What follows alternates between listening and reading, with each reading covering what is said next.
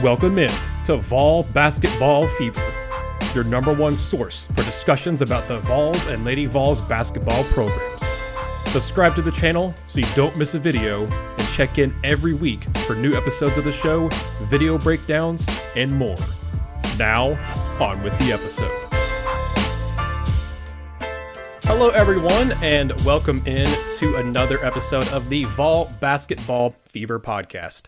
I am Nathanael Rutherford, and I am joined by a special guest here on today's show, Tyreke Key. He is the newest addition to the Tennessee Vols men's basketball team, transferring from Indiana State. Tyreke, thank you so much for joining me on the show. I appreciate you having me. Yeah, man, very happy to have you on here. Your first actual member that's for the men's team I've been able to interview. I've interviewed a few Lady Vol members who have transferred in, so very happy to have you on here. I got to talk to, I'll put if you're all watching on YouTube, I'll put a link in the top right-hand corner of the interview I got with Todd Aaron Golden, who writes for the Tribune Star, talked about Tyreke, but I wanted to have Tyreke on here to talk about himself, and who better to learn about Tyreke from than Tyreke. So I got to ask, first question off here, how's your shoulder doing? How you recovering after procedure you had done? Are you feeling back to 100%? Yeah, I actually go to the doctor Tuesday to get my full releasal. Like I said, I've been working out a lot, and I feel really good, feel really healthy. So like I said, Tuesday I get my full releasal and I'll be ready to go. So awesome, good. That's very good to hear. I know that was that something? When did that really start bothering you? What made you decide to just go ahead and get it done? Yeah, so I pretty much played with it, pretty much shot for like the last 2 years that I did play. So it really happened my junior season. And then we just kind of kept maintaining it and rehabbing it and trying to keep it strong enough to where I would obviously could try to make it through. And I think it was a week or two before this past season and practice that it pretty much just gave out. And we decided to it would probably just for me for future endeavors, it'd be best just to get the surgery and just sit out this year. So that's what we done. Well, very glad to hear that you're feeling back to normal. I hope the doctor checkup goes well for you as well. But hopefully, that it'll be all fine. You're good to go. So before we kind of get into why you chose Tennessee and everything, what was your reasoning behind kind of moving on from Indiana State? You've been there for 5 years. Obviously, chose them coming out of Salina, Tennessee. But what was your reasoning for deciding to move on? I think really just. I think I loved the challenge aspect of leaving and going to a bigger school. And like I said, I really embraced that type of stuff. And I think just for my sake and for my career, I think it was the best decision to where I eventually want to be able to play at, be able to play at the next level of college basketball. So I think Tennessee is a great opportunity for me to obviously accept that challenge and go from there and get to work. So, well, moving on from that, what made you choose Tennessee? I know you had multiple suitors. I know you were a very hot commodity in the transfer portal. So what made you choose coming to the University of Tennessee? I mean, like I said, I obviously lived in Tennessee. So just being back home was very intriguing to me. Obviously being in Terre Haute for 5 years, 5 hours away from home. It kind of plays a role, obviously. But I think really just the culture there, all the guys there are high character, and obviously playing under a future Hall of Fame coach and Rick Barnes, and just learning under him is really what drew me there. So, yeah, as you mentioned it, getting closer to home, being from Tennessee and stuff, does that add kind of an extra layer? I know you didn't grow up as a Vol fan, but did it add an extra layer of, seeing Tennessee and saying, hey, this is closer to home for me? Does it add a kind of extra little, I guess, oomph to the choice to come to Tennessee as a native? Yeah, I mean, like I said, being in Terre Haute is a 5-hour drive, and my mom actually came to every home game that I had here in Terre Haute. Was a 5-hour drive, and she would drive that same night back home. And if you know Indiana, the weather here is not very good. So some nights where it may be snowing, there might be a blizzard or something, and that 5-hour drive would turn to a 9-hour drive, and she would still go to work the next day. So, like I said, just her not having to do that anymore obviously was very, or just thinking about her not having to do that just for me is very intriguing. And like I said, I think just people back home, obviously big Tennessee fans where I grew up and live at. obviously people back home really love the fact of me playing for Tennessee as well. So it's just really special, and I'm glad to be a part of it. Awesome. Yeah, I'm glad your mom's not having to make that 5 hour drive just to come watch you. It's a lot shorter of a drive. He died when I was hurt too, so I'm a warrior for that. Wow. Well, your mom is awesome. She's an awesome lady. I'm glad you have that support in your life like that, Tyreke. That is really fantastic. So you came and visited Tennessee, right? Like recently, when you after you went into the portal. Yeah, yeah, that was my last visit. I think when was it? The 21st, I think. I think Hmm. it was the 21st. So Had you been to Knoxville before? we actually, when I was in high school, my AU team used to practice at Pratt Pavilion for our AU practices. So I've not necessarily been around campus until I came on a visit, but I've been to the practice gym, practice facility, obviously, and I've been around Knoxville a little bit, but that was really the first kind of in-depth view that I had on my visit. So. Well, what was that visit like? What all did you get to see? What all was said to you on the visit and everything like that too? Yeah, I mean, I got to kind of see the whole aspect of it, how I'd be used in the system, and kind of the system we had here with the previous coach was kind of similar to what Tennessee runs. So I'm kind of familiar with that offense. And like I said, really just everything was very intriguing to me, and obviously close to home. So the campus is beautiful, and just a lot of friendly people in Knoxville. So. You mentioned, kind of the scheme and the game plan. What did Tennessee's coaches say to you? How did they say they envision, you fitting into this team? Yeah, I mean, they just need a score, an impact guy, a veteran guy, and I think that's kind of what I bring. I'm obviously Tennessee's a big culture driven program, and they obviously everybody on the team's high character guys, and that's kind of the standard I always hold myself to, just being a high character, even on and off the court. So I think that's really what obviously drew me to Tennessee, and that's what they wanted out of me as well. So When I talked to Todd Aaron Golden of the Tribune Star, he mentioned that you're basically a gym rat, that you're going to be in the gym a lot. I think that's going to fit in really well for this team. You're not. I assume you mentioning moving up and embracing the challenge. You're not afraid of competition. Like, and this team, as you know, has a pretty good roster. Do you really just embrace competition and run towards it? Because Tennessee has a couple of those guys on the roster who. One of the coaches I talked to last year said that he doesn't run from the fire; he runs right into it. It seems like you have kind of that same mentality.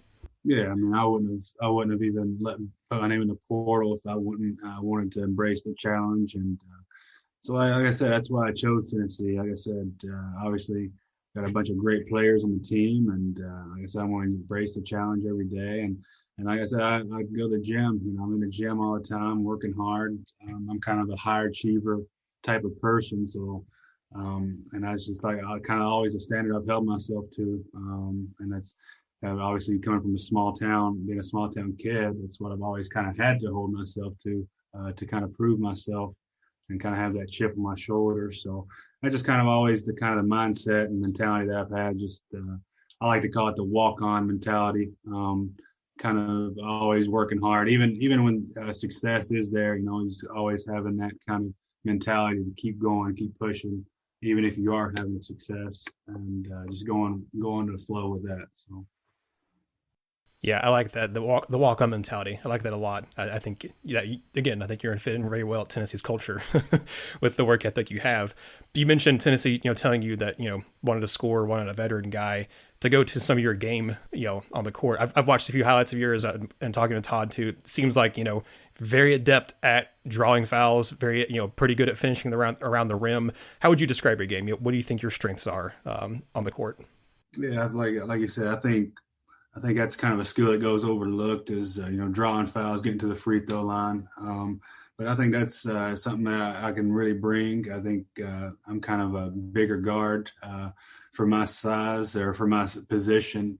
So I think just using my physical strength, I think that will really translate to obviously the SEC level, and just being able to go from that and draw fouls, get to the free throw line, and I think, and I obviously can shoot it. I can shoot it pretty good, and I think my numbers dropped a little bit my last season, but I think, like I said, I'm going to continue to keep working on that type of stuff. And I think just the development side, I've got so much upside left that I'm going to keep getting better. And obviously, development at Tennessee is going to even get me better. So, it's like I said, there's a ton of room of growth, and I'm only going to get better. So, Awesome. I like hearing that. So is it safe to say that you like actually draw like look for contact and draw out contact? Because it seems like that's something you're not going to shy away from. You're going to go in there kind of like a almost like a football player, just kind of lower your shoulder and go in there and drive into the paint.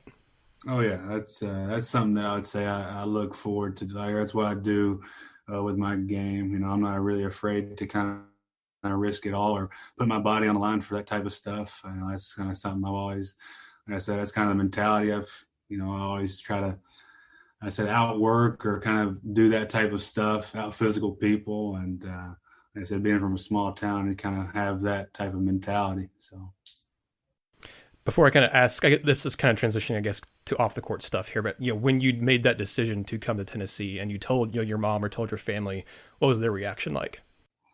Yeah, I mean, like I said, my mom was extremely excited. I mean, everybody back home was extremely excited. Like I said, there's a bunch of Tennessee fans, and really everybody from back home, Tennessee fans. So, just like I said, I think they're all looking forward to me playing there, and I'm looking forward to playing there. And it was all just really excited and really happy for me and my family. So.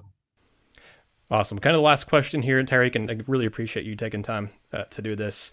What about you as a person? We can talk about you as a player all day, but I like trying to find out, who players are off the court and things like that too. So, would you be studying as a grad transfer at Tennessee? What are some things you have aspiration wise outside of basketball?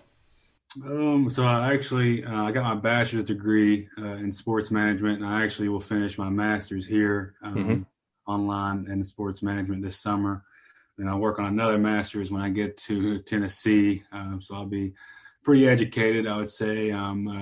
So then I think just after basketball's over, whenever that is, I kind of want to get into player development and player development coaching at the college level, and just kind of go from there. That's kind of what I envision myself doing. And like I said, I'm big into player development and kind of the growth aspect of improving not only the physical side of the game of basketball, but the mental side as well. So.